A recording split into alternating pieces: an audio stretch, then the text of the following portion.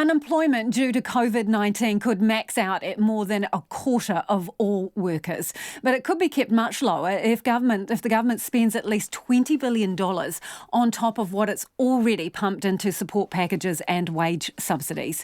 Treasury has modelled 7 scenarios that could see billions shaved off GDP, depending on the alert level the country's stuck in and for how long. So what is the potential economic cost of this pandemic? Joining me now is Treasury's Chief Economic Advisor, Tim Ing. Good evening, Tim. Well, none of these models look particularly rosy. I mean, how would you characterise them? Good evening, Lisa. It's nice to talk to you. It's you're quite right. They're all pretty scary, and that's why we're doing this work, to make sure we can understand what we might be facing. So in terms of the worst case economic scenario, from the modelling and scenarios that you've run, what are the numbers? What are the worst numbers that we could be looking at in terms of employment, for example? Well, for employment, as you pointed out, the worst numbers in there, I wouldn't describe it as a worst case. It's more the worst thing that we modelled is about a quarter of the workforce, 25% or so. What would push us to that? Well, I think it's really a question that's linked in the scenarios to the duration of the level 4 lockdowns, the more restrictive lockdowns, if you like, level 4, level 3, and that's really when, for our worst scenario, which is scenario 3, you're really talking about very limited activity being allowed to happen for 6 months or under level 4, and that's really quite a long time. So that's where you'd expect the greatest employment consequences. So is it an oversimplification to say the longer we stay at level 4, the worse it is economically? The worse it is economically, yes. I think that's what the scenarios show. Yep. And when we're talking about a quarter of the working population unemployed, what is that in real people, real numbers? How many people are we talking about here? Well, we'd be talking, of the order of 400,000 people. Without work? Without work, yeah. So when we talk about level 4, 500 even, just looking at the numbers here, I have them in front of me actually, it's actually getting towards 600. Okay, so when we talk about level 4, the lockdown, your scenarios assume under level 4, economic output drops by about 40%. Can you give us an idea, about how many people are still going to work right now, remotely or otherwise? That is right now? Yeah. You mean under current conditions? Yeah. I think the modelling that MB has done on this question, it's about, I'd say essential workers, a fifth or so, 30%, 40%, something of that order. And of the non... Yeah, I have to check those numbers. Okay. Yeah, I don't have them at hand here. All right, so these... But it's not very many. It's less than 50%. Yeah. So these models assume that the first 5 scenarios assume that government spending stays at the current $20 billion that they've already put into wage subsidies and other support packages. How much more do we need to throw at this in order to materially change the unemployment stats and economic outcomes? What's the minimum we would have to spend to see a decent improvement? Well, what the modelling shows is we've assumed in scenarios 1A and 2A in the document, we've assumed 20 billion and 40 billion of extra spending, which is a lot. So 20 billion, in other words, the same amount roughly that has been committed already as part of the response by the government. And that reduces, the 20 billion, let's say, in the models reduces the unemployment rate by about 5 percentage points from 13 to 8, I think. So why did you use those... that's a meaningful amount, yeah. So why did you use those numbers, 20 billion and 40 billion in spending? Were those limits placed on you to do this modelling? Or could you have gone blue sky thinking and just picked, 100 billion? Whatever the best outcome was for the spend, were you limited in the numbers you could spend in this modelling? We weren't limited in the sense that... we chose those numbers really to illustrate what would be an order of magnitude similar to what's been spent already. I think the higher the numbers go, if you're talking about much higher than, say, the 40 billion, then you're starting to get into limits of definitely getting into limits of what we can afford as a country and the amount of debt that we can afford to run up. So 20 and 40 billion are well within that, well within that limit, and we think they're, the sort of order of magnitude that, are the kind of things that are being contemplated by the government at the moment. In terms of that spend in the modelling and the scenarios, you talk about support for businesses and also potentially cash handouts to households. Why would cash handouts have limited effectiveness in these scenarios?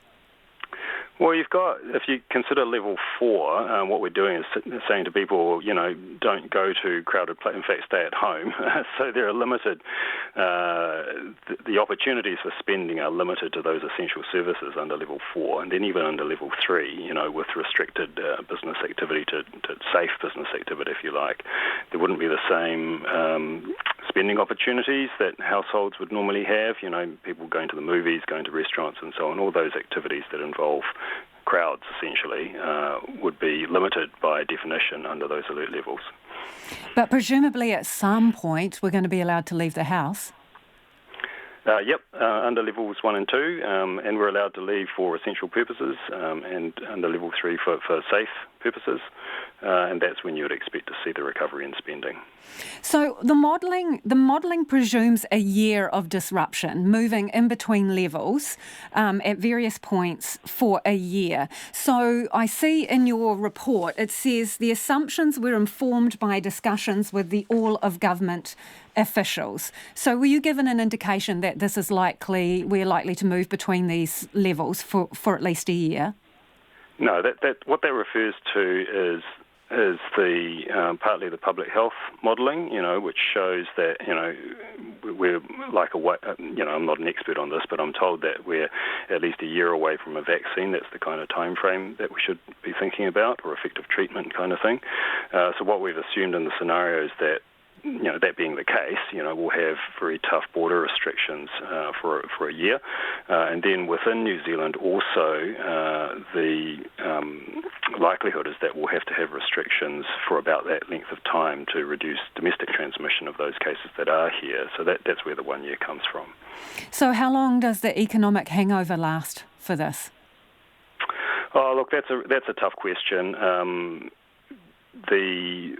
I suppose under scenario 1, where we've got a relatively quick exit from the toughest restrictions. So that's the 4 weeks. That's the 1 month at level 4 scenario. Yeah. Yep, and then 1 at level 3. I think that's what. Yes, that's correct. Yeah. Yep. So you'd expect under that time, from the indications we've been getting from talking to businesses and so on, that's relatively recoverable from, the hibernation sort of works and that you can get things started again, and that's, some people have described it as your V-shaped recovery. I think under the tougher, with the scenarios with longer lasting restrictions or longer periods of restriction, that's when you would worry about more permanent damage or more longer lasting damage to the ability of the economy to get started again. So what are we talking, longer. 2 to 3 years? That's probably at the outside, I would say. Economies do actually recover pretty quickly to these two, disruption. We saw that after the global financial crisis. We saw that after other large events. Things do pick up, and we should remember that in this current event, we haven't actually destroyed anything like in an earthquake. All we've done so far is stopped people from doing things they would normally do. So you would hope that when we turn the tap back on, people go back to business, But it's just that the longer the tight restrictions last, the more likely it is you'll have those, detachment from the labour force type issues, business failures, just that loss of the ability for the economy to operate. So did you look at how likely your worst case scenarios are? No, this isn't really an exercise in likelihood. Because we're in such uncertain times, what we have tried to do is say, well, what are the sorts of scenarios that you could imagine we need to think about, and we need to guard against. Obviously, we want to be in scenario 1, out of the 5. We have to imagine, I think, for the purposes of planning, that we might be in one of the worst scenarios, and so we need to think that through. I think we haven't put a likelihood on it because I don't think it's really going to inform anyone. Anyone else's guess is as good as ours, really, about the likelihoods. But what we have done is tried to paint a picture of those alert level scenarios and other scenarios around the global economy and so on, so that we can think those things through. Well, how hard was it to model then, given this is such an unprecedented event?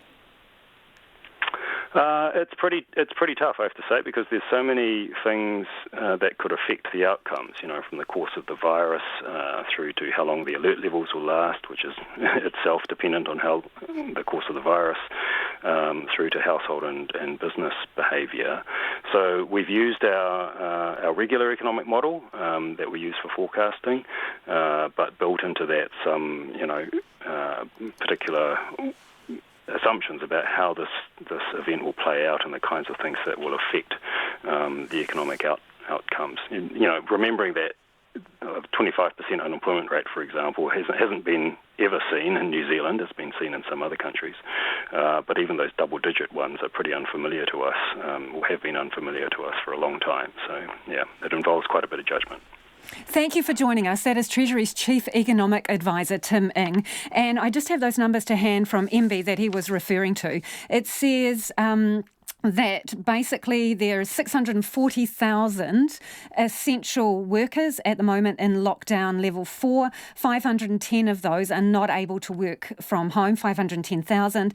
And the number of non-essential workers who are unable to work from home is around 1.1 million people, or almost 50% of the workforce are unable to work from home.